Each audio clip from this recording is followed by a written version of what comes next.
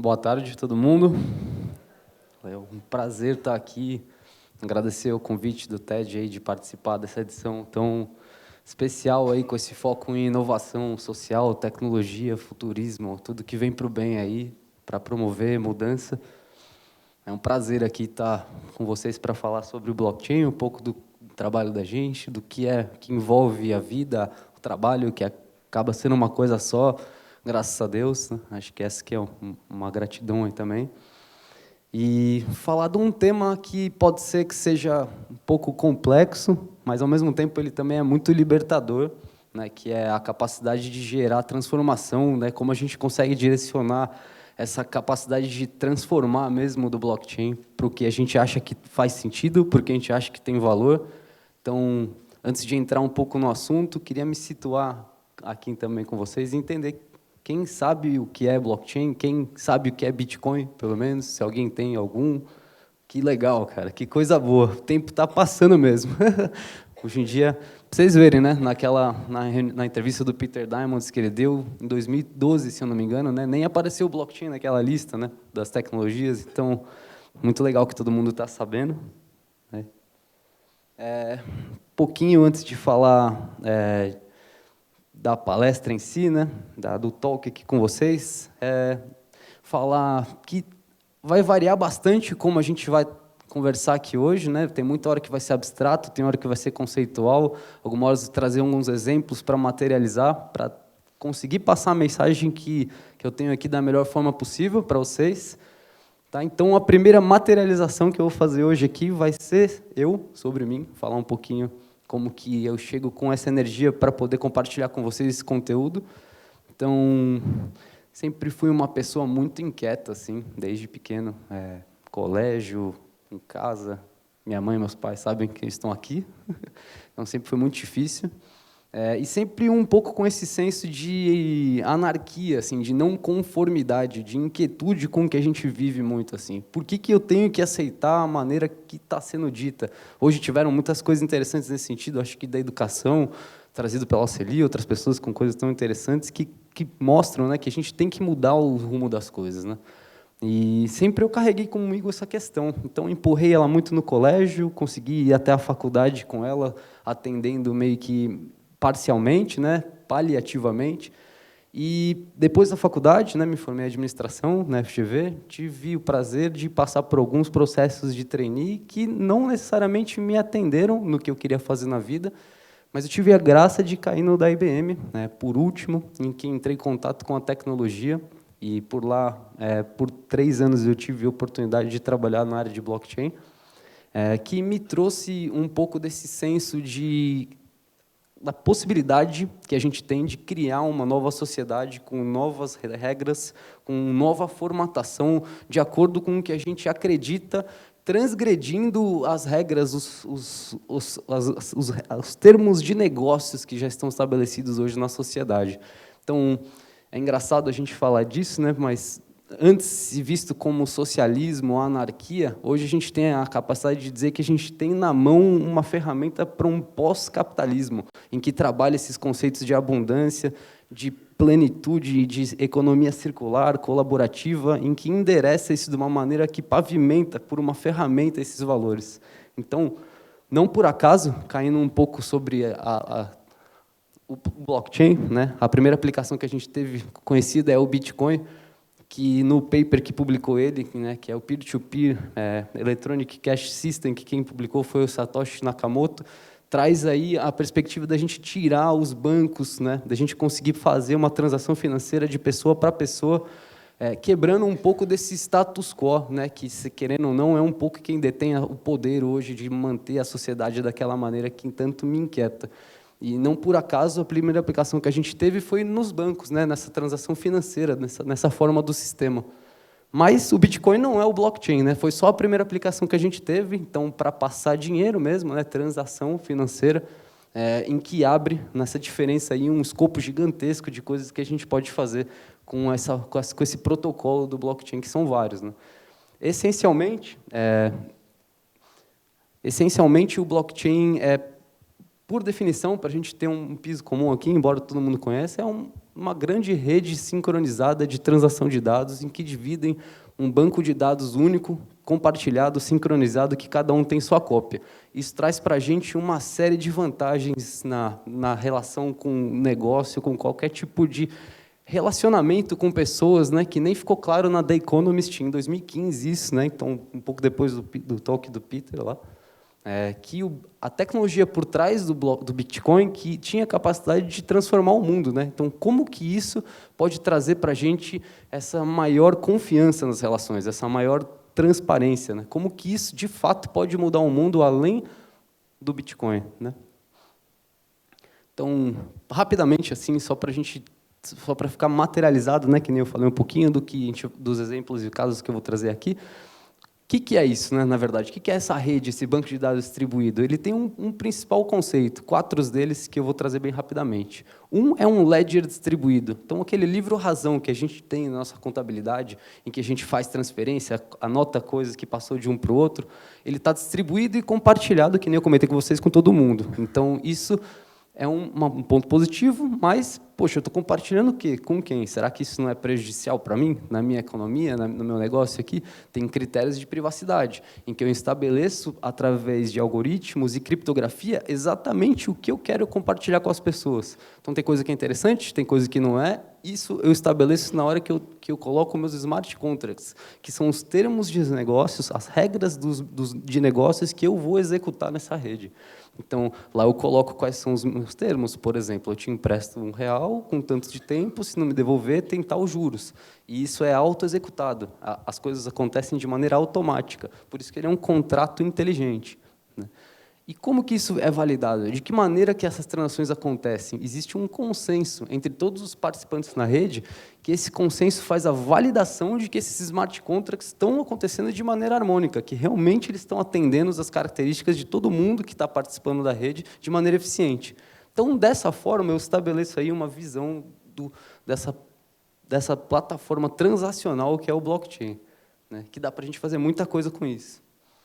As principais que a gente tem hoje, aqui num toque rápido, são as privadas e as públicas. Entre as privadas, o Hyperledger é bem interessante, em que você inscreve players que são conhecidos, então são pessoas que você sabe, atores que estão claramente denominados, né? Isso cabe muito para o setor privado, então empresas. A Ethereum, no caso, que é um protocolo público, né, que as pessoas podem, pessoas normais, não precisa ser uma empresa para entrar. Bitcoin, que usa o mesmo protocolo da Ethereum, o mesmo modelo de consenso, e o Stellar, que é um que está aparecendo aí novo, bem legal, para facilitar pagamento, com menos taxa, menos custo, mais agilidade, com smart contracts mais reduzidos, específicos para transações. Por que eu estou falando dessas coisas um pouco meio técnicas aí com vocês? Porque eu quero que realmente vocês entendam como que isso pode gerar impacto. Então, uma primeira ação de impacto social que a gente está trabalhando é em conseguir rastrear a doação. Então, por exemplo, eu tenho toda essa cadeia que está interligada de maneira automatizada, transparente, imutável, com confiança. Poxa, que bacana seria se eu pudesse conseguir acompanhar as doações que são feitas. Hoje em dia, acho que a maioria das pessoas que não doa é porque não confia, né? Pô, eu vou doar, não sei se o dinheiro vai chegar, não tem essa certeza. Então, com um blockchain nessa rede permissionada, que é a rede privada de empresas com atores bem conhecidos, que nem eu tinha falado, a gente pode, nessa solução que a gente está desenvolvendo, por exemplo, que chama WeLight, a gente rastreia as doações que são feitas através de compras online. Então, eu instalo, nesse caso, um plugin no meu browser, faço uma compra entre mais de 1.000 e tantas lojas parceiras que a gente tem. Nessa compra, em vez de eu ganhar um desconto que vai voltar para a minha conta corrente, eu tenho a opção de direcionar esse dinheiro para uma doação. E aí eu escolho qual ONG eu quero. Dentro das ODS, né, que são os Objetivos de Desenvolvimento Sustentável da ONU, tem 17 lá, eu escolho uma, por exemplo, que é erradicar a pobreza. Me aparece o leque de ONGs, eu escolho uma, aquele desconto que eu gerei naquela compra pelo mecanismo vai ser rastreado e acompanhar. Eu vou ver, vai sair o dinheiro da minha conta, vai passar pela loja, vai chegar na WeLight e vai chegar na ONG. Então, dessa maneira, a gente criou uma rede que audita, sem a necessidade de confiar num intermediário único, que aquele dinheiro está chegando. Um caso muito parecido, que é o da moeda, que foi o primeiro ICO no Brasil. ICO, é curioso saber, que é como se fosse um IPO. né, que é o Initial Coin Offer. Então, para uma empresa abrir um capital, no caso do blockchain, ela pode fazer uma oferta de dinheiro de funding internacional, e esse foi o primeiro caso no Brasil. É curioso porque é muito similar. Então, ele funciona também para fazer microfinanciamento. O que é isso? Eu tenho um produtor, no caso aqui, em vez de ONG, são cooperativas, estão muito bem mapeadas, né? E tudo isso para ilustrar como que a gente pode gerar um impacto social assertivo mesmo, assim, de falar, não, isso realmente eu sei o quanto está mudando. Então, por exemplo, no caso, esse projeto tinha um mapeamento muito rico, feito pela Unicafes, de todas as cooperativas no Brasil, a maioria delas, pelo menos. E esse projeto criou um token pela plataforma da Ethereum, aí, então, que nem eu comentei, aberto, público, que gerou um token, como se fosse Bitcoin, só que baseado na Ethereum, que chama MDA. As pessoas podem comprar esse token, está listado nas exchanges, esse token, e direcionar isso para cooperativas ou cooperados. Então, elas investem, elas fazem um microfinanciamento desse token para esses projetos. O que acontece? As pessoas vão lá, usam esse dinheiro, fazem o projeto que elas disseram que tinham que fazer, no assessment e tudo mais, geram receita, geram valor com aquele dinheiro e devolvem esse dinheiro para o investidor com uma taxa de retorno e mais um relatório de impacto que foi feito precisamente assertivo na hora que a pessoa recebeu aquele dinheiro. Então, para receber esse dinheiro, meu amigo, você vai ter que atender tal e tal índice, baseado em tal e tal ODS, e aí, então, sim, você vai receber o dinheiro. Então, ele devolve o investimento junto com um relatório de impacto. E devolve como? Devolve no blockchain. Então, é imutável, é confiável, é transparente, a gente tem certeza o que aquilo está melhorando e em que aspecto que está melhorando. Então, assim, num panorama um pouco mais amplo, esse é um relatório bem legal, quem se interessar, feito pela Stanford, de como que o blockchain pode realmente gerar um impacto social disruptivo totalmente. E, ao longo dos anos, a gente vê o quanto que está crescendo as aplicações de blockchain na área de non-profits e academia, que basicamente research. De 2015 para 2016, assim, teve um boom gigantesco. Então, é realmente recente, confirmando o que a gente tinha comentado no começo, mas é muito inspirador, assim. E tem grandes organizações que já estão trabalhando nesse sentido. Então, por exemplo, a Consensys, que eu faço parte do grupo de mentoria para blockchain na aplicação de impacto social. A Consensys é a maior empresa do mundo de desenvolvimento de Ethereum, que é aquele protocolo aberto, público que eu comentei com vocês, para aplicar blockchain. Então, eles fazem soluções e tem uma área só de impacto social. Então, é muito legal. Assim, você vê que áreas que estão sendo contempladas, o que realmente está se gerando de resultado de toda essa tecnologia. E aí, entra num slide que eu gosto muito, que eu que fiz, dá para ver, mas que me inspira muito, assim, porque eu acho que pega um pouco do que a gente está falando todo mundo junto, que é dessa nova economia, e dos protocolos que a gente conversou antes também, público, empresa ali, O que é essa nova economia que a gente está vivendo, e tão bem o pessoal falou, e a despeito do Peter, ela é totalmente colaborativa, compartilhada, circular, resiliente, de baixo carbono. A gente está vivendo uma nova era mesmo, que prega por uma economia de abundância, de outra perspectiva. Pensando no blockchain, a gente tem ali na população sendo contemplada por protocolos abertos, públicos, que nem Ethereum, empresas Hyperledger, entre outros, que, de uma certa maneira, vão se encontrar daqui a pouco. Esses protocolos conversam. Então, por que, então, daqui a pouco a gente não vai estar tendo, que nem a gente já tem alguns exemplos, por exemplo, o GTD, que é grandes cadeias de logística trabalhando em blockchain, independente da empresa, protocolos por indústria, que vão estar sendo trabalhados por indústria, cruzando-se. E por que não daqui a pouco por governos? Se você for ver na Estônia, tem altíssimas aplicações de blockchain, na Suíça, emite-se e-residence, tudo por blockchain lá. Já existe um avanço muito maior. E por que daqui a pouco não, quem sabe 2020 ou um pouco depois, que nem o próprio Herman Kurzweil fala, a gente não tem um globo totalmente cruzado numa cadeia de transação confiável, em que as pessoas confiam nas que está acontecendo, em que a política está além do que a gente acha.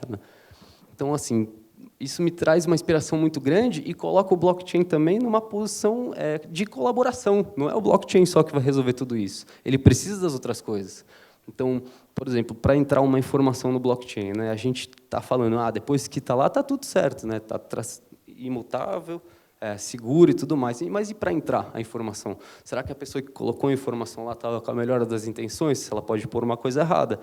Então, a ideia também é que a gente tenha IoTs, né, que é a internet das coisas, sensores espalhados por essa rede, para que a informação que entre de maneira fidedigna. Então, vamos supor que, por exemplo, tem uma pesagem numa cadeia de logística, que nem eu falei, que vai entrar 1 tonelada de grão de soja. E esse é o primeiro input. Uma pessoa vai escrever e, depois disso, vai seguir na cadeia automaticamente. Mas essa parte a gente depende de alguém. Poxa, por que não ter uma balança inteligente e uma foto, né, de visual recognition, e que os dois juntos, quando entra aquele peso na balança, reporta diretamente para o nó dessa balança inteligente qual que é o peso e a foto, confirmando que é 1 tonelada de soja, não é de cacau. Então, pronto, entrou um dado certo na rede. Depois, então, ele segue fluido. E a saída desse dado também pode ser um calcanhar de Aquiles, né? A gente tem hoje... para distribuição, né? Por exemplo, pensando nessa soja que entrou, virou um produto, um alimento. A distribuição pode ser feita por um caminhão inteligente, ou então, na perspectiva de varejo, por um drone, né? Então, assim, a gente fecha a cadeia de uma maneira complementar, né? E a computação cognitiva, como que entra aí? Pô, os contratos estão escritos, né? Inteligentes, mas não cognitivos. Percebe que é smart contract? E se cair uma ponte no meio do caminho? O caminho ideal era de A para B, mas agora tem um tornado no meio do B. E agora? Poxa, tem que ter um parâmetro sutil que conversa com as regras do negócio escrita no contrato que vai dizer, não, pô, agora o caminho ideal é para cá, né? Então, combinando essas três coisas, a gente meio que cria um organismo vivo, percebe? Em que a gente direciona ele para onde a gente achar que deve ir.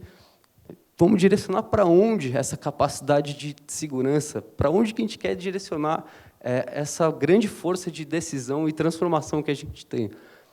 Para mim, ressoa muito essa possibilidade de gerar impacto direto e construir essa sociedade nova, esse pós-capitalismo fundamentado nessas forças.